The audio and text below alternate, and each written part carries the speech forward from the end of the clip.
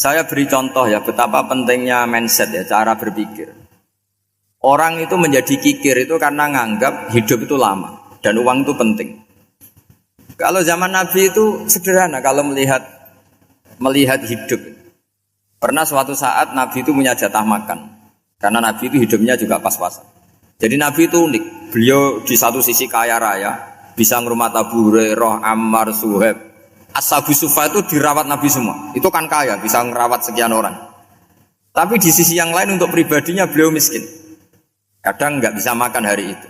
Tapi di saat yang sama bisa merawat Ahlus Sufa. Jadi keliru kalau orang hanya cerita Nabi itu miskin, untuk makan dirinya aja susah. Itu keliru. Kelirunya kalau tidak diteruskan, tapi Nabi mampu menghidupi Ahlus Sufa. Singkat cerita jatah makannya Nabi itu dikasihkan orang ketika Nabi tanya, ya Aisyah, makanan jatah saya di mana? Oh ya Rasulullah, tadi ada orang minta tak kasihkan, maka makanan itu habis. Apa kata Nabi? Kamu salah Aisyah. Yang kamu kasihkan itu justru yang masih. Ya, yang kamu kasihkan itu justru yang masih. Sehingga Nabi menganggap, makanya Nabi terus ngendikan. Ya kalau mukhatabnya lelaki ya kira-kira begini. Wahal laka min malika illa ma akalta fa'afnaita wala bista fa'ablaita. Terus tanya, watasaddaqta fa'abqaita, kata Nabi. Harta kamu ya kamu makan kemudian ke WC jadi kotoran, atau punya pakaian mewah nanti rusak. Watasaddaqta fa'abqaita. Ada yang kamu sedekahkan yaitu yang abadi sampai akhir.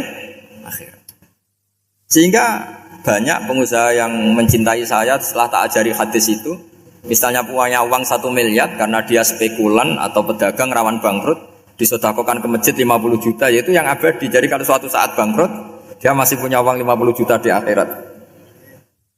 Jadi Nabi itu mengajari sedekah itu apa? Ya sedekah itu pengabadian uang.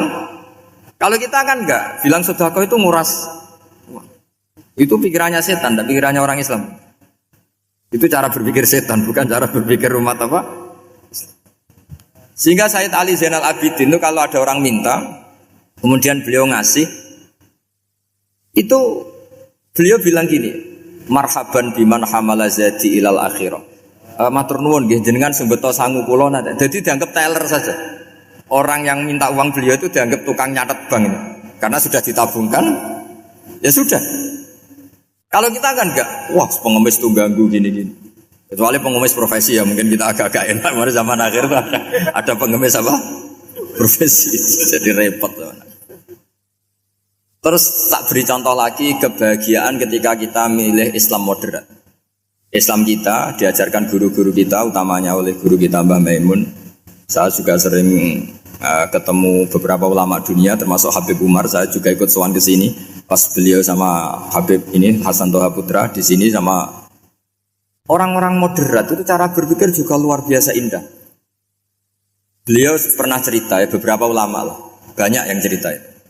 Saya pernah diceritani seorang alim ketika ada orang ekstremis itu mau ngebom di tempat maksiat. Kebetulan yang maksiat itu kebanyakan ya orang Islam, karena di negara yang mayoritas Islam. Ditanya sama Syekh Sa'rawi. Syekh Sa'rawi itu mufassir top di mana? Mesir.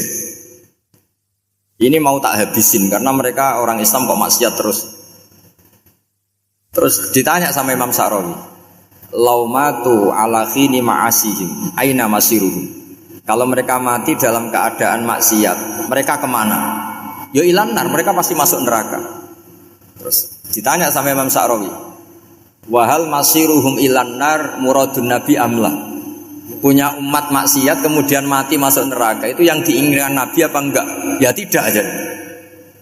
Ya sudah, enggak usah dibom, ditunggu tobatnya kata. Karena kalau mati dalam keadaan itu ke neraka, dan itu tidak yang diinginkan Rasulullah Sallallahu Alaihi Wasallam. Terus ekstremis ini menjadi tobat, tidak berpikir ekstremis Mas. Jadi orang itu harus berpikir mindset yang baik. Meskipun kadang berpikir baik itu ya agak-agak kacau. Ada seorang wali majdub itu kalau berdoa agak kacau, tapi nggak bisa dibantah. Masyhur itu doa itu. Ini sekaligus ijazah, tapi kalau sebelum wali nggak boleh. Itu datang ke makamnya Rasulullah SAW. Terus doanya itu begini, ya Allah sekarang terserah engkau. Ya Allah, sekarang terserah engkau. Jika saya kamu jadikan orang soleh, jika saya engkau jadikan orang soleh, maka surra habibuk, maka kekasihmu ini senang. Yang susah musuhmu yaitu setan. Tapi kalau engkau menjadikan saya orang fasik, maka yang susah kekasihmu, yang senang musuhmu. Jenengan punya dua pilihan itu. Wah, itu kan doa tapi kayak teror itu. Ya, jadi berdoa di Raudhah. Wah, itu pasti mandi itu karena agak-agak maksa Tuhan itu. Ya Allah, engkau punya dua pilihan. Jika saya jadi orang soleh, maka kekasihmu ini senang, musuhmu yang susah yaitu setan. Tapi jika saya jadi orang fasik, maka musuhmu yang senang, kekasihmu yang susah. Mohon terserah jenengan, mau menyenangkan kekasihmu apa menyenangkan musuhmu gitu. Kira-kira gimana? Kalau tertarik boleh doa itu dipraktekkan. Tapi kayaknya kalau copy paste itu gak keren apa? Jadi dulu orang itu muamalah sama Allah dan Rasul itu rileks. Rileks itu nyaman karena ya tadi qul bi fadlillah wa bi rahmati fa bidzalika falyafrah. Sehingga Imam Izzuddin bin Abdissalam itu ngendikan innal ladzina yarmunal muhsanatil ghafilat. Di antara kebaikannya ibu-ibu atau mbak-mbak ini harus berstatus ghafilat. Perempuan-perempuan pelupa. Ghafilat itu pelupa. Pelupa dari kenikmatan maksiat sehingga mereka dengan taat. Misalnya ada ibu-ibu atau mbak-mbak atau juga bapak-bapak tahajud, kemudian nyaman dengan tahajud itu. Kira-kira terbersit enggak ingin maksiat? Enggak kan, karena sudah nyaman dengan tahajud, dengan taat. Maka dibutuhkan kenyamanan dalam beribadah. Sebab itu ala bidzikrillahi tatmainnul qulub. Makanya saya termasuk kiai yang setiap ngaji itu happy, seneng. Karena ini untuk kampanye, seneng dengan ngaji, dengan taat itu sudah luar biasa. Kayak apa kalau mereka senengnya kalau nunggu melakukan maksiat. Jadi termasuk bentuk perlawanan kita terhadap maksiat adalah usahakan kamu tuh sebahagia, senang dengan taat. Istiqnas billah, mu'anasah billah, farah billah, itmi'nan tumakninah billah. Sehingga ini mencukupkan kita tidak berkebutuhan maksiat. Meskipun kita ya manusia, pasti suatu saat atau sudah pernah maksiat. Serasa diceritakan lah, ini gue semesti gitu. Lah orang-orang dulu itu orang yang sukses mengelola bahagia ma'allah wa billah walillah. Jika wali-wali dulu itu jadi wali itu tidak mesti karena ibadahnya banyak, itu enggak. Mereka orang yang ibadahnya itu biasa. Biasa-biasa sekali. Ulama-ulama dulu ibadahnya biasa sekali. Tapi qulubuhum ma'allah, hatinya itu ma'allah. Itu ada seorang wali itu jadi wali, Umar bin Abdul Aziz yang dikenal khamisul khulafa. Khulafa. Di luar khulafa ar-rasyidin 4, di antara yang soleh adalah siapa? Umar bin Abdul Aziz. Itu ketika mau meninggal, itu senangnya bukan main. Itu semuanya nangis, beliau senang. Terus tanya, kenapa kamu senang? Memangnya saya kalau mati itu kemana aja? Ila khairi madhubin ilah, ke zat terbaik. Dibang urip mbek kowe bolet atau mbek arhamur rahimin gitu. Yaitu Allah Subhanahu. Jalaluddin Ar-Rumi ketika mau meninggal itu muridnya nangis semua, beliau marah. Kamu harusnya pesta karena saya mau ketemu kekasih saya, malah kamu tangisi, goblok sekali kamu katanya. Jadi orang-orang dulu itu luar biasa. Karena tadi mereka tidak ingin ketemu Allah itu dianggap problem. Harus sesuatu yang membahagiakan. Makanya wali-wali itu kalau berdoa begini. Wa khairu ayyami yauman alqa fi, dan jadikan hari terbaikku adalah hari ketika saya ketemu engkau ya. Pernah dengar doa itu?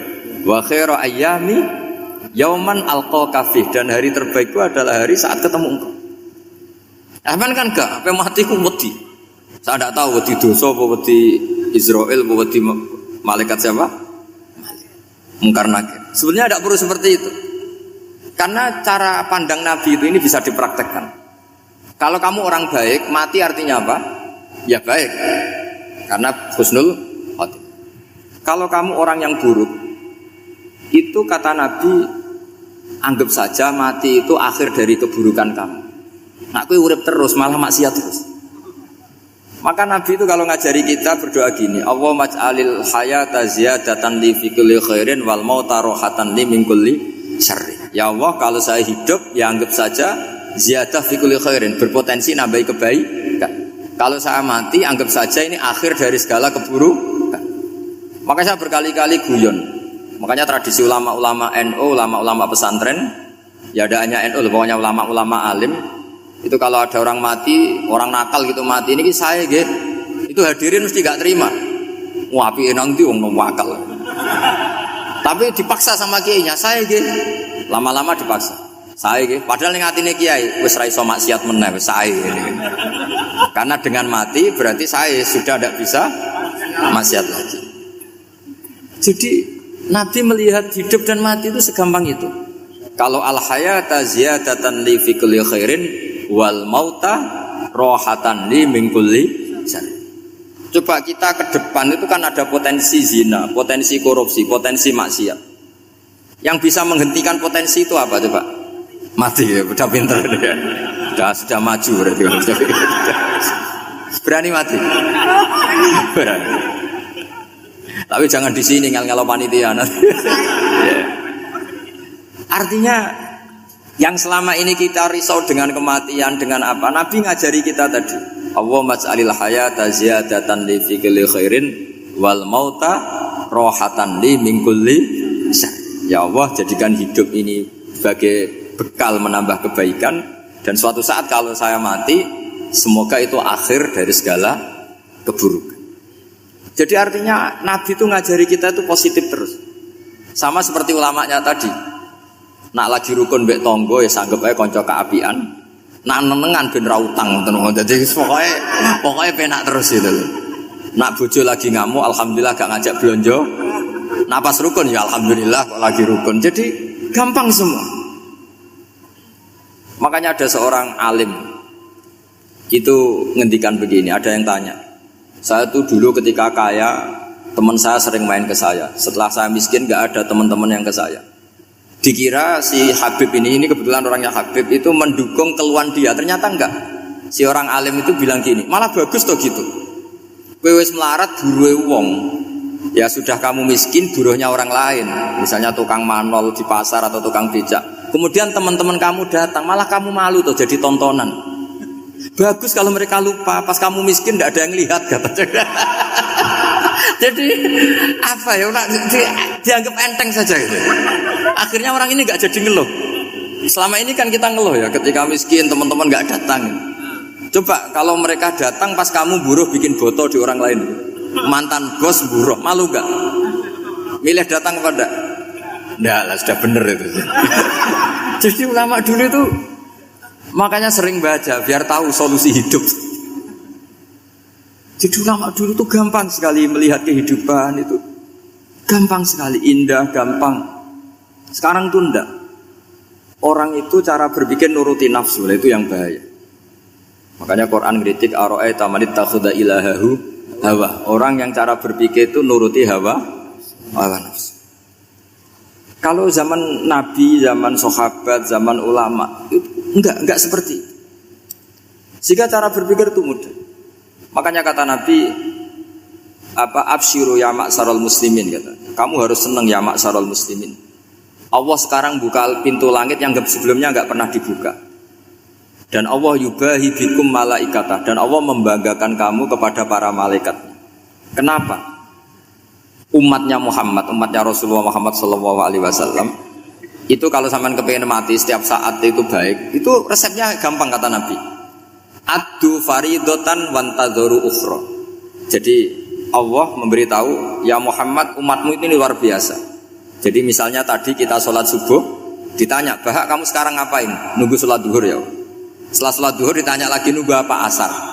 Sehingga faman kanat hijratuhu ila Allah wa rasulih fa hijratuhu ila Allah. Jadi kalau ya sudah ini tak ijazahkan, kalau setelah sholat subuh nunggu apa? Duhur. Setelah duhur nunggu. Sehingga ketika kita mati itu statusnya penunggu sholat. Tapi kamu kan enggak miskin, kenapa? Penunggu kaya. Ya itu enggak masuk surga ya. Penunggu kemapanan. Berarti kan menunggu sesuatu yang seleranya nafsu. Beda kalau penunggu sholat. Berarti kamu di dunia menunggu ritual ibadah. Maka di antara ijazahnya Nabi apa?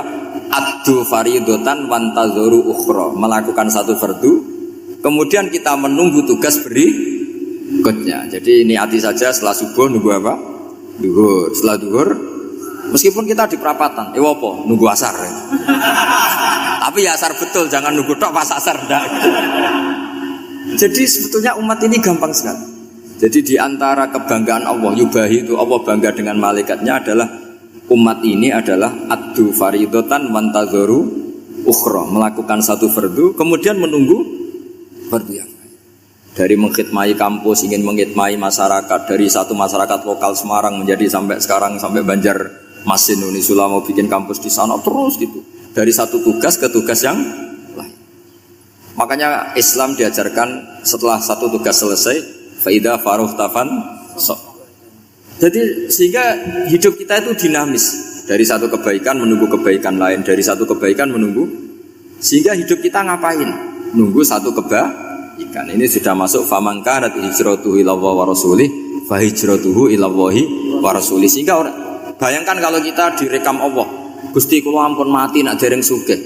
Wis melarat puluhan tahun, sakit, nunggu sesuatu sing sifatnya nafsu, kepengin sugih. Sugih tok jak cukup. Tahu buruh wong sing tahu ngenyek ndekne lho, itu kan urung-urung wis dendam. Saya belum mau mati sebelum kaya dan buruhkan orang yang pernah melecehkan saya. Wis ngono akhirnya mati urung sugih. Berarti wis fakir matine hasud. Mau itu ngenes dunia akhirat kan kira-kira seperti itu. Kamu santai aja kalau fakir berarti meringankan hisab karena ada banyak harta. Yang mau dihisab apanya? Enggak punya apa-apa. Jadi saya mohon sekali ya, Islam itu mengawal kebahagiaan. Sebab itu sampai bahagia itu menjadi perintah Islam, kul bi fadlillah wa bi rahmatihi fa bidzalika falyafrahu. Karena dengan bahagia bi taat diharapkan orang Islam itu tidak bahagia atau cari kesenangan lewat jalur maksiat. Sehingga ciri utama wali apa? Ala inna auliya Allahi la khaufun alaihim walahum yahzan. Sehingga ulama dulu itu rileks-rileksnya. Termasuk yang saya ceritakan tadi, Imam Ahmad, Imam Syafi'i, itu melihat apa saja rileks. Ya tadi kalau disenangi orang ya barokah, punya kawan kebaikan. Nak dineng ya barokah dineng di gedingi tonggo rada utang, ngeranjuk tulung itu. Jadi rileks saja. Masyhur itu Imam Syafi'i ngendikan waman asaa ilaika faqat atlaqaka. Orang yang berbuat buruk sama kamu hakikatnya adalah membebaskan kamu. Atlaqa itu apa? Membebaskan. Enak gak jadi hidup gitu? Kalau kamu kan enggak, kok gedeng aku salahku apa? Malah kamu ujub dong, orang kok gak tahu salahnya. Kamu jadi suami, istrinya ngomel, kurang apa saya sebagai suami? Ya kurang banyak, ndak ganteng, ndak kaya, ndak ini. Malah kalau diterangkan malah parah toh. Ya sudah rileks saja, kalau dia ngomel ya tadi, alhamdulillah dapat pahala tanpa apa? Biaya. Terus ngomel kan butuh energi, paling yang ndak kuat 3 jam. Nanti juga berhenti apa? Sendiri. Terus ambil nilai positifnya, misalnya ngomel sama suaminya, bagus lah. Kalau ngomel sama tetangga malah kayak apa gitu aja udah. Jadi ulama dulu itu gampang sekali melihat hidup. Rasulullah ya gitu, melihat hidup tuh gampang saja. Ketika tanya, ya Aisyah apa ada sarapan? Tidak ada ya Rasulullah, ya sudah saya tak puasa. Jadi enteng saja. Kadang-kadang beliau ingin puasa ya puasa sunat, ada sarapan nggak jadi puasa. Rileks. Nabi itu rileks. Kalau ngajari kebaikan juga rileks. Nah sekarang itu banyak orang yang karena mungkin kurang baca, Islam itu kayak menjadi aturan yang bengis, yang repot, yang mengekang. Itu tidak seperti itu. Yuridu wa bikumul yusra wala yuridu bikumul usra. Allah menghendaki agama ini mudah. Sehingga ada sahabat di Mami Mu'ad itu baca Baqarah. Sahabat ini pekerja petani, mufarokoh ditinggal. Ketika Mu'ad lapor, ya Rasulullah ini ada orang munafik, tengah-tengah sholat mufarokoh saya ditinggal. Yang disalahin itu tidak yang tinggal tapi Mu'ad. Afattanun anta ya Mu'ad, kami itu tukang fitnah. Masa ngimami petani pakai surat Baqarah? Jadi yang disalahkan ini imamnya. Kalau kamu jadi imam, sholatnya ya yang cepat. Makanya terus banyak orang kecepatan karena tadi. Jadi Nabi itu enteng sekali. Jadi apa ya? Nabi itu beda dengan yang kita bayangkan beda. Nabi pernah ngaji di masjid, kemudian ada tetangga lewat pakai cangkul ke kebun. Semua sahabat gerutu. Ini orang tidak benar. Ada Nabi ngaji ditinggal saja ke kebun, tidak ikut ngaji. Jawabannya Nabi tidak. Itu bagus, itu ikut sunnah saya. Kenapa ya Rasulullah? Dia kerjanya nyari halal. Dan untuk menghidupi keluarganya itu juga ajaran saya. Sehingga yang ngaji ya ajarannya Nabi, yang nggak ngaji karena kerja mencukupi keluarga juga ajarannya Nabi. Segampang itu. Oh, kalau kayaknya kamu kan, wes gak roh akhlak kan gitu. Nabi rileks saja nengah. Sampai bisa lihat itu di Ihya di bab Fadhailul Kasbi. Makanya ini penting sekali supaya orang itu berpikir Islam atau mendakwahkan Islam itu berdasar sanad ya yang muttasil yang pernah dilakukan Rasulullah sallallahu alaihi wasallam. Semoga barokah. Assalamualaikum warahmatullahi wabarakatuh. Waalaikumsalam warahmatullahi wabarakatuh. Halo. Terima kasih kami sampaikan atas pencerahan yang disampaikan oleh Gus Baha. Alhamdulillah ini masih ada waktu yang sangat panjang sehingga kita akan buka sesi tanya jawab.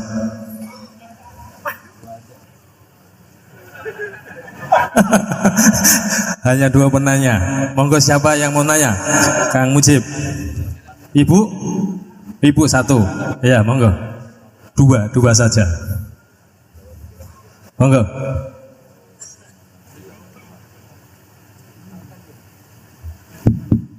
Assalamualaikum warahmatullahi wabarakatuh. Allahumma arinal haqqa haqqa warzuqna tiba'ah wa arinal batila batila warzuqna tinabah. Gus, di era sekarang ini terlalu banyak kiai. Jadi saking banyaknya kita yang awam ini bingung mana kiai yang benar, yang betul-betul benar menurut Allah. Mana yang seperti nampaknya benar tapi ternyata itu tidak seperti yang diinginkan Allah. Jadi cara pandang panjenengan ini bagi saya sudah luar biasa mencerahkan sekali. Jadi karena itu kami mohon, ini kebetulan ada ketua yayasan, juga ada Pak Rektor, ada baiknya kampus ini mulai mendekatkan tradisi keilmuan santri dan akademik, ngaji yang fundamental begini. Saya usul itu Bu, bagaimana 1 bulan sekali lah Gus Baha kerso ke Semarang. Itu yang pertama. Yang kedua, saya juga termasuk orang yang gelisah dengan realitas sekarang. Saya juga mau ngajukan permohonan kepada Gus Baha. Permohonan yang paling ini, mbok jenengan nulis 1 buku, saya Muslim, saya happy gitu loh. Ini kayaknya pas banget ini. Jadi ben ora ketok kok serius banget beragama, saiki iki abot banget gitu. Itu yang ketiga, ini penting sekali bagi kita orang-orang tua. Zaman saiki golek anak iso ngalim kok Gus Baha angel. Jadi saya ingin tolong Gus Baha ceritakan sejujur-jujurnya bagaimana orang tua jenengan didik sejak kecil sampai iso koyo sampean sakniki. Cekap saya kira. Assalamualaikum warahmatullahi wabarakatuh.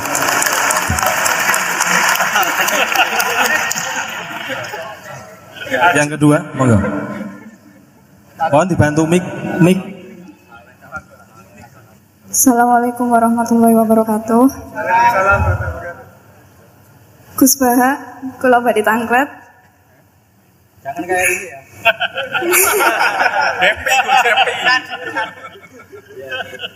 Untuk perempuan, hakikatnya menutup aurat niku pripun? Soalnya kula gadah teman niku rata-rata santri tapi kok mboten menutup aurat secara sempurna. Nah, kula pengen ngertos ilmune niku sing jelas pripun. Sampun.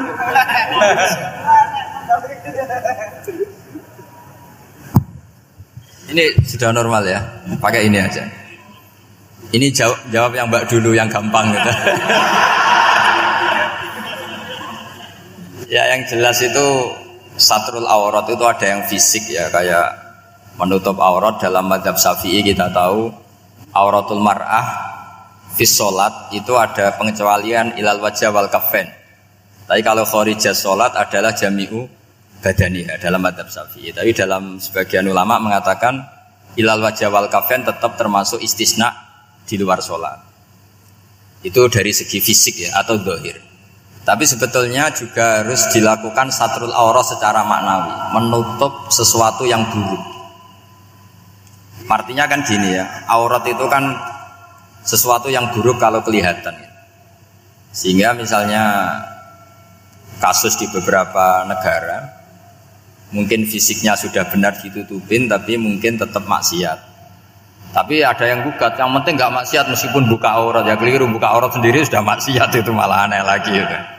Tapi yang jelas filosofi hijab atau satrul aurah itu usahakan yang zahir maupun yang apa? Batin. Karena Indonesia itu memang agak unik.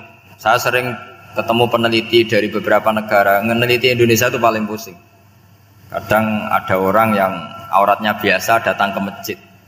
Itu kan bingungkan malaikat, mau ditulis dosa itu ke masjid, mau ditulis taat itu buka aurat. Tidak tahu hitung-hitungannya gimana nanti. Tapi memang ya sudah seperti itu. Yang jelas standar aurat ya kita tutupin sesuai standar madzhab Syafi'i maupun mengikuti yang tidak apa Syafi'i. Tapi filosofinya juga harus kita ikutin. Jadi dua-duanya harus kita ikutin. Sebagai perintah, bukan sebagai syarat. Itu beda loh, perintah sama syarat itu. Sebagai perintah, bukan sebagai syarat. Kalau sebagai syarat itu begini. Syaratnya orang Islam tuh harus nutupi aurat begini-begini. Nanti kalau yang enggak gitu dianggap tidak Islam, itu menjadi ekstrim. Tapi kalau sifatnya perintah, ya perintah saja. Yang enggak melakukan paling banter dianggap fasikoh atau tidak solihah, tapi tidak sampai menjadi keluar dari Islam. Ya jadi gitu ya. Jadi karena apa ya? Ya sudah seperti itu. Obsesi kita tentu ingin kesolehan. Ingin kesolehan sebagai perintah, saya ulang lagi. Jangan biasakan kalau ada aturan itu sebagai syarat. Misalnya gini, kowe nak ora alim ra anakku, itu bahaya. Mosok ora alim terus ora anakku, karena rata-rata orang itu udah alim gitu. Nanti terputus dari bapaknya semua. Tapi hanya sifatnya perintah. Perintahnya seorang bapak ke kita supaya alim. Makanya ulama mengatakan perintahnya Allah. Perintah itu lebih rileks daripada disebut syarat. Karena syarat sekali nggak memenuhi menjadi ndak. Makanya Sayyid Muhammad kalau ngarang kitab sering wajibat itu lebih ringan ketimbang apa? Syarat. Jadi beda kalau dalam filosofi ilmu itu. Jadi gampang perintah. Tentu yang nggak melakukan perintah itu ya kurang baik, tapi tidak sampai keluar dari apa? Islam. Karena perilaku kesolehan itu perintah, bukan syarat. Sehingga Nabi nanti ngendikan beberapa yang masyhur itu kan syafaati li ahlil kabair min mati. Meskipun umatnya yang enggak benar ya tetap diaku sebagai umat. Jadi beda perintahnya Nabi sih semuanya kalau bisa soleh. Harus bisa soleh. Tapi tetap ini sifatnya perintah bukan syarat. Enggak bisa kamu mengatakan syaratnya orang Islam itu dalam beraurat begini, syaratnya soleh enggak pernah maksiat. Memangnya Nabi enggak pernah maksiat. Ya saya kira demikian ya, cukup ya. Lah kalau ini resikonya dia seneng saya, makanya bagus dia tidak seneng saya, jadi enggak. Jadi ini kalau seneng saya malah ngatur-ngatur gini. Ya. Terus soal ngaji di sini tiap bulan itu jelas tidak satu rutin karena kalau sampean sopan di mana-mana ngaji itu datang ke kiainya.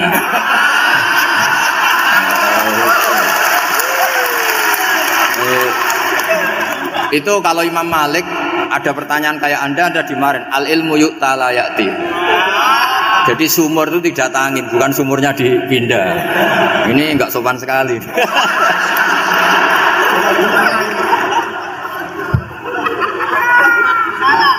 Terus menyangkut orang tua, kenapa saya alim? Itu juga enggak boleh dijawab. Rata-rata orang itu udah alim, masa orang tua seluruh Indonesia salah? Itu ada hikmahnya sendiri. Saya kali-kali ngaji, bodoh itu barokahnya banyak. Coba barokahnya orang bodoh, akhirnya nempat di pedalaman Kalimantan, Sulawesi, akhirnya bikin masjid di situ bikin.